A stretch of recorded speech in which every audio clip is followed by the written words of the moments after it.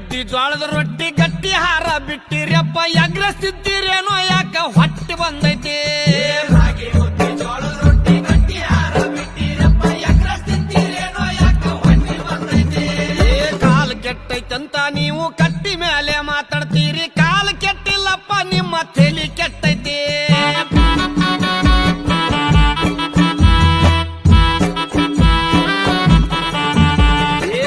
ಸಣ್ಣ ಹುಡುಗರೆಲ್ಲ ಎಣ್ಣೆ ಹೊಡಿಯಕತ್ತಾರಪ್ಪ ಹಾಲು ಮೊಸರ ಅಂದ್ರ ಇವಕ್ಕ ವಾಂತ ಬರ್ತೈತಿ